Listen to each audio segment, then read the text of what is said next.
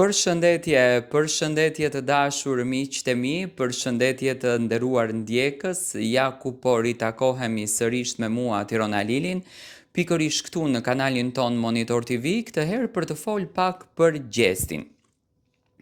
Gjesti një nga personazhet më të dashur, një nga personazhet më të duar trokitur të Big Brotherit, siç duket nuk po kalon dhe në aq ditë të lehta.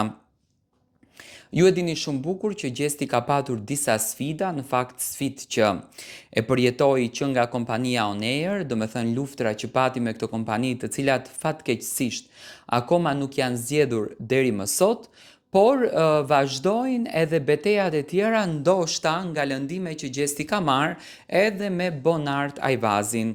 Kësaj here do me thënë nuk u bë lajmi shumë i madh që Gjesti hoqi dorë nga kompania 360 për të menaxhuar siç duket vetë suksesin edhe famën e tij, por edhe projektet që Gjesti do t'i sjellë në të ardhmen. Së fundmi kemi parë një Gjesti krejtësisht ndryshe. Ne kemi dëgjuar nga rrëfimet që Gjesti vetë ka treguar dhe nga forma që Gjesti do me thënë ka ardhur tek publiku shqiptar me intervistën pas vdekjes së vllaut të tij Eldionit, Gjesti ka treguar që ka kaluar një krizë të madhe shpirtërore që nga ankthi, depresioni deri tek frika e madhe, lufta me veten, gjë që Gjestin e ka çuar edhe në vendime, le të themi deri diku ekstreme, që të merr pistolete dhe të shkon edhe atje ku e kanë dëmtuar sa më shumë. Por së fundmi kemi parë një ndryshim rrënjësor shpirtërisht tek Gjesti, të pranuarit të realitetin ashtu siç është, të pranuarit të vërtetën ashtu siç është, me patjetër që është arma më e madhe për të filluar dhe të ringrihesh në këmbë. Dhe në këtë rast, forma që Gjesti ka përzgjedhur që të rikthej në veten e tij është të mos të qëndroj vetëm dhe të mos ta çoj kohën në dëm në mendime negative. Gjesti ka filluar që të jetë aktiv në palestër, nga publikimi që bëri me këngën Gasolina, një këngë që në fakt u mirëprit jashtëzakonisht shumë bukur te shqiptarët, një këngë që do të vinte me dhurata dorën dhe erdhi me dhurata dorën, por nga fakti që kënga nuk pati videoklip, sepse ishte një këngë që ishte punuar dikur, Gjesti po tregon që po përgatitet për një shtator, nëse ne do t'i kemi temperaturat e ftohta, Gjestin do ta presim shumë të nxehtë. Gjesti po bëhet gati për një sezon bombastik.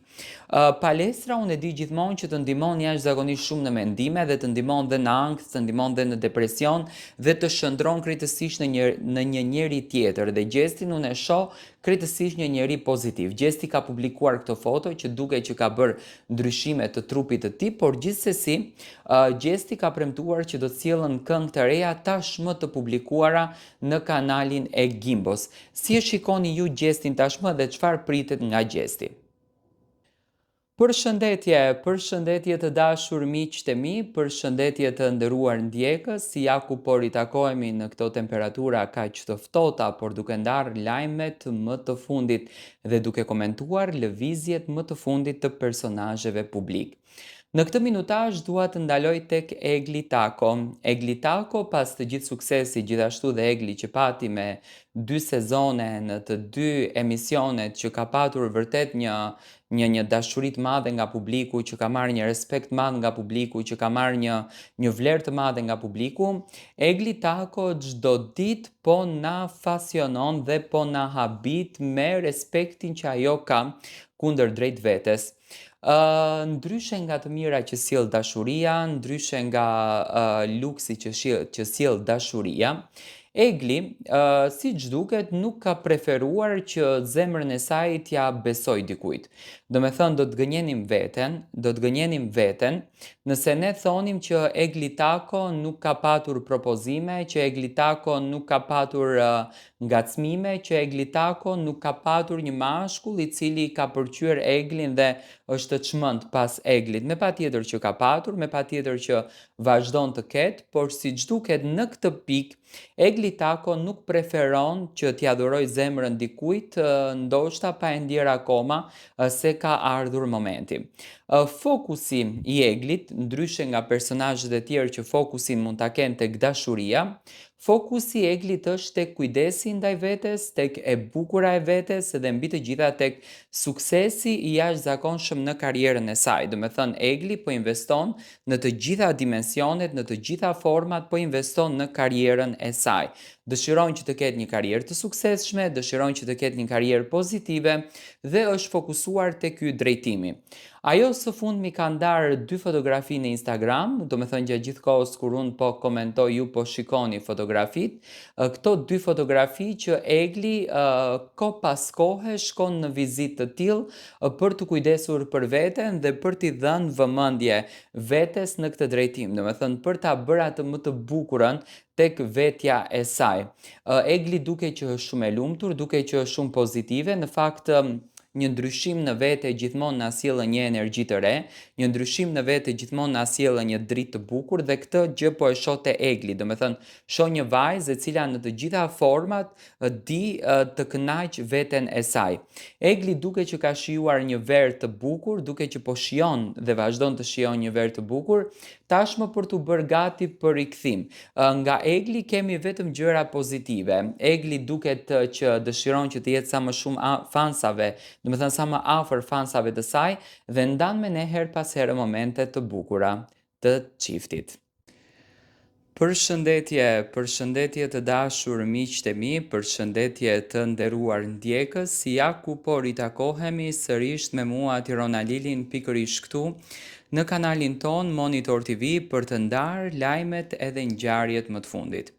Në këtë minutash dua të ndaloj të flas për Brikenën dhe Mateon. Në fakt, Brikena dhe Mateo kanë qenë jashtëzakonisht të komentuar, është përfolur shumë marrëdhënia e tyre, është përfolur shumë rrugtimi që ato kanë bërë pas Big Brotherit, por edhe destinacionet ku ato në fakt kanë vendosur që të shkojnë tani më pas përfundimit të gjithë angazhimeve që kishin, si në Big Brother ashtu dhe në procesin sportiv. Siç duket, rrugtimit të tyre, fatit të tyre i ka nisur e mira, do me thënë, po shijojnë gjithçka të mirë, po jetojnë gjithçka të mirë dhe po kënaqen në këtë sukses të jashtëzakonshëm që ka kapluar këtë dyshe. Dua të ndaloj te ky çift. Është përfolur shumë që 2 ditë me radhë Brikena dhe Mateo nuk është se kanë postuar diçka. Nuk është se kanë nxjerrë diçka, nuk është se kanë sjellë diçka tek publiku shqiptar, përkundrazi do me thënë kanë qenë shumë të ftohtë rreth Instagramit. Mateo dhe Brikena nuk janë një çift që preferojnë të sjellin gjëra të kota, do me thënë nuk janë një çift që preferojnë të sjellin gjëra pa sens, por e kanë qejf të sjellin pak edhe sakt. Siç e thot ajo thënia e bukur popullore, do me thënë të sakta dhe të pakta. Ato po shijojnë ditët e bukura të ngrohta të muajit gusht në ulqinin e bukur shqiptar. Kanë përzgjedhur një destinacion pak më intim, do me thënë ku është vetë çifti, që po shijon momente dhe po argëtohet, kanë bërë pothuajse 2 pushime, një pushim të cilin e bën në Bodrum të Turqisë dhe një pushim të cilin e bëjnë në Ulqin. Nga fotografitë që po shohim një kimi të jashtëzakonshme, shohim një çift që përqafon krahët e njëri tjetrit, përqafon njëri tjetrin me dashuri, me sukses, me respekt. Shohim një çift që ditë na dhuroi vërtet momente të bukura dhe ditë na bëi vërtet për vete. Unë shoh një marrëdhënie të bukur, shoh një Mateo dhe një Brikena vërtet të dashuruar.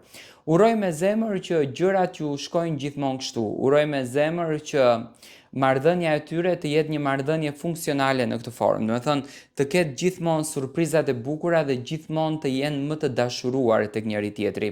Tek Brikena dhe Mateo unë shoh dashuri çdo ditë. Dhe çiftet të suksesshme janë ato çifte të cilët dashurohen çdo ditë tek njëri tjetri dhe kjo ndodh tek dyshja, tek Brikena dhe tek Mateo. Jetojnë në muajin e tyre të bukur të mjaltit, shijojnë momentet e bukura të këtij muaji dhe na dhurojnë vërtet një energji dhe një dashuri të papar. Si e komentoni ju çiftin dhe çfarë prisni në fakt ju nga ky çift?